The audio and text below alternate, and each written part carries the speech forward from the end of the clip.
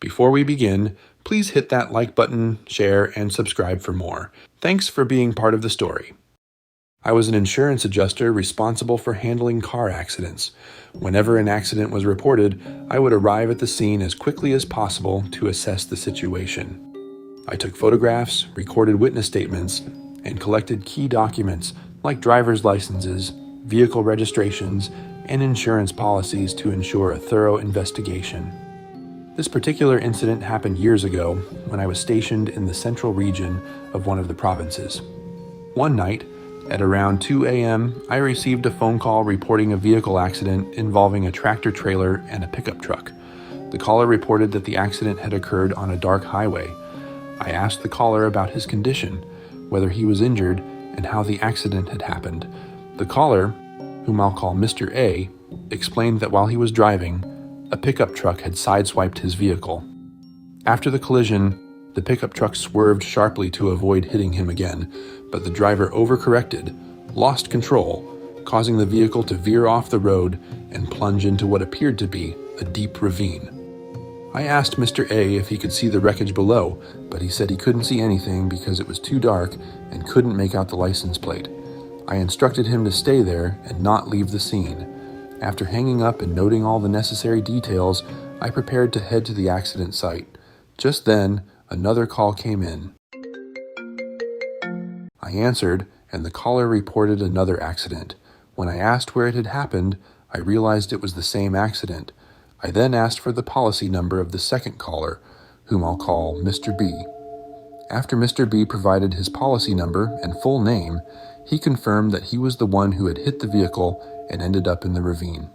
Knowing that his vehicle had plunged into a ravine, I asked if he was injured. Mr. B said he had slight chest pain and was still inside his truck. I told him to remain where he was and reassured him that I was on my way. The drive from my location to the accident site took about 30 minutes. As I neared the scene, I remembered that Mr. B was injured, so I called to tell him to report his injury to the authorities so emergency responders could be dispatched and ensure he would receive medical help. Not long after, I arrived at the scene. Surprisingly, no other responders had arrived yet, no authorities or EMS. I was the first one there. I spotted Mr. A's vehicle, a tractor trailer, parked by the roadside with its hazard lights flashing. I approached Mr. A to confirm the details of the accident and asked if he had seen the other driver, as someone had called claiming to be the injured party. But Mr. A said he hadn't seen anyone climb out of the wrecked vehicle. I instructed him to gather his ID and driver's license and to turn on his headlights to brighten the area. Rather than waiting, I decided to go down and check on the other driver myself. I grabbed a flashlight and prepared to descend into the ravine. Just as I was about to go down, I saw a man in a white t-shirt walking up from below. I asked, "Are you the one who called? Are you the driver?" The man nodded. Noticing that he was limping, I asked, "Are you okay?" He replied that he had chest pain. Shining my flashlight down into the ravine, I saw the vehicle lodged deep below and realized how far the pickup truck had fallen. I thought to myself that this guy was incredibly lucky to have survived with only minor injuries. After talking for a bit, the man confirmed he had been driving alone. Because of his injuries, he slowly walked over and sat down beside me, complaining that his chest and left leg hurt. I shone my flashlight on his pants and noticed the fabric on his left leg was torn. Seeing that he was in pain, I decided not to ask too many questions. Talking might have worsened his condition, so I told him to sit and wait for the authorities. Then, I turned to check on Mr. A and saw him still inside his vehicle, preparing his documents. Just then, a patrol car just happened to pull over to the side of the road. I approached the officer on duty and explained everything that had happened. The officer then asked where the other driver was. I turned to look, but Mr. B was no longer sitting there. I just thought that maybe he had gone down to check on his vehicle, so I decided to call him. I dialed 2 or 3 times, but he didn't answer. Just then, a rescue vehicle arrived. The rescue personnel asked if there was anyone injured. I explained that the other driver had complained of chest pain and a left leg injury, but I wasn't sure where he had gone. Suspecting he had gone down to his vehicle, the rescue team headed down the ravine where the wreckage had fallen. They had barely gone down when they shouted back up, "Hey, insurance guy, come down here for a second. Is this the guy you were just talking to?" Hearing that, I hurried down the slope. The rescue team asked again. Are you sure it was the man in the white shirt? Then, they shone their flashlight at the driver for me to see. I stepped closer, and what I saw left me completely stunned. Mr. B, the man I had just spoken to, was still in the driver's seat, but his body had been crushed in the accident. He had died on the spot. Looking at the wreckage, there was no way he could have survived and gotten out of the vehicle to talk to me, let alone the fact that the vehicle's doors were twisted and mangled so badly that the rescue team had to use heavy hydraulic cutters to pry them open and remove the body. Several rescue units, about 3 or 4, were working together. It took about an hour to free him from the wreckage. Thinking back, it was impossible for him to have died after talking to me. He must have already been dead at the moment of the crash.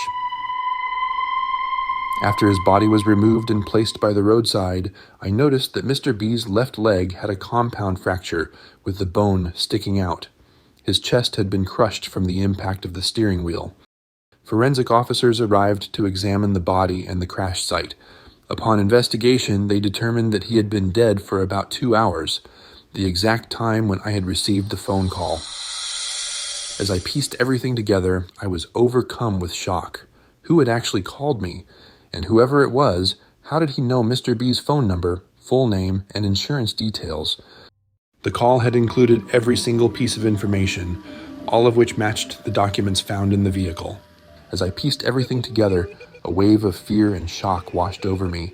Who had actually called me? If it wasn't Mr. B, how did he know Mr. B's full name and insurance details? And more disturbingly, how did he know my phone number? The caller had every single piece of information, each one matching the documents found in the vehicle. Even more unsettling, checking the call history confirmed that the conversation had indeed taken place, with the exact call time recorded and everything.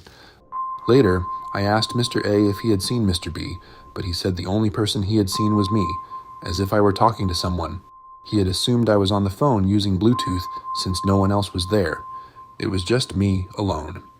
So, he thought nothing of it and went back to sorting his documents. Days later, I had the opportunity to speak with Mr. B's employer. I recounted everything that had happened. Upon hearing it, the employer was shocked and revealed that only someone inside the vehicle could have known all the document details, as they had been kept solely in that vehicle. Hearing that sent chills down my spine. Even to this day, I have no idea who called me that night, or if the person I spoke to for several minutes had even been real. But judging by the circumstances, it was clear that they weren't a living person at all. Then who gave me all that information? How had I learned all of it without ever seeing Mr. B's documents?